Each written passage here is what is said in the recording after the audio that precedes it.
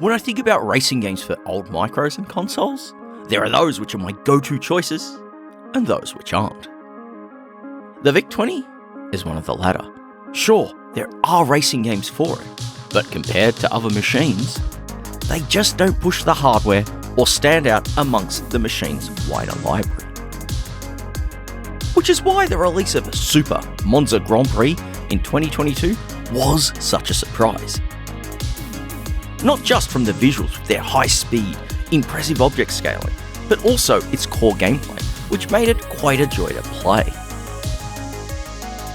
If anything, its only weak point was that it was limited to having a single course, something rectified with the release of its sequel, Super Monza Grand Prix 2 in September 2023. This isn't one of those earth-shattering upgrades though. Rather, it fleshes out the experience by adding 3 additional courses to race on, along with some new mechanics too.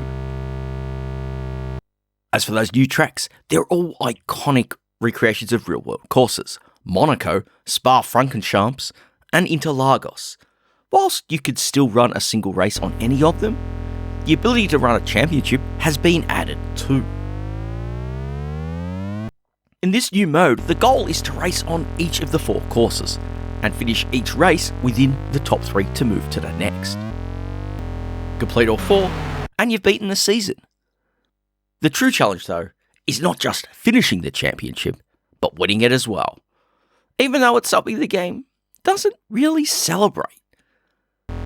But that's okay, for now it's time to hit the track. And if you've not played the original game, then you can expect a purely arcade experience here. It's quite straightforward to control. Fire on the joystick accelerates, and pulling down applies the brakes. Steering is handled by pushing left or right, and thankfully there's no gears here. Just hold that accelerator down and floor it all the way up to 200 miles per hour.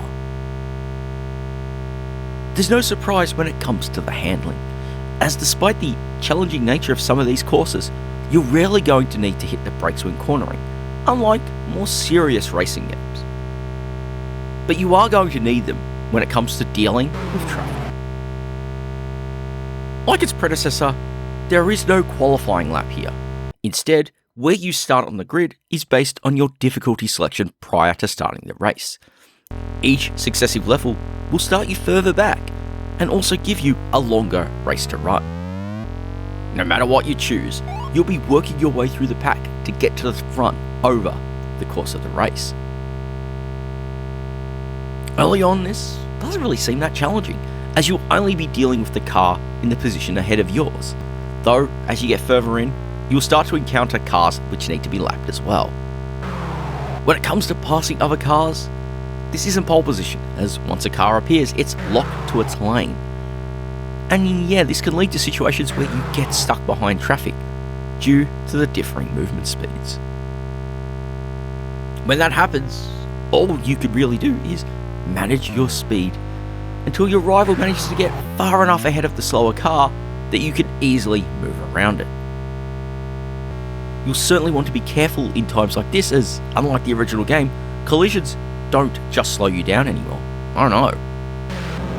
Instead, you'll incur damage, and that has consequences. Consequences to your speed, as damage will slowly reduce it. But should you get too much damage, you can fix it by pulling into the pits. Unsurprisingly, they open up as you reach the end of a lap, and once you pull in, it's just a case of waiting for the damage to be fixed before you return to the track once again. I've got to admit, the way your rivals are handled is probably the weak spot of the game for me. I'm sure there's technical reasons behind this, but compared to other racing games, you can be stuck for quite some time trying to clear them. I guess I can't help but wish they were a little more dynamic on the road in order to offer an actual challenge, instead of just simply crawling up behind them waiting for a gap to open up. But here's the thing though. Did all of this get in the way of me enjoying my time with Super Monza Grand Prix 2? Absolutely not. Sure, it's not going to keep me coming back the way other early racing games like Enduro happened to, but I certainly had a blast trying to master the way its cars handled and learning how to deal with those tracks. Like any good racer, there is a strong challenge in trying to keep on the road as you weave between rivals. And sure, I wish there was more to how your rivals moved about, but I don't think it ultimately gets in the way of enjoying the racing. Super Monza Grand Prix 2 is one of those races which might not keep you engrossed for months on end, but rather it's one that you fire up every now and then and have a fun time with. I don't know about you, but that's certainly more than a fair way to spend your time. As I'm recording this, right now, Super Monza Grand Prix 2 is available as a digital download for a few bucks. The link to the itch.io page for it is in the description of the video as always, so check it out if you want to play it. All you need to do so is just have a VIC-20 with a 32K RAM expansion or a suitably configured emulator, and you're all good to take to the track and get going. But as always, that's really it from me.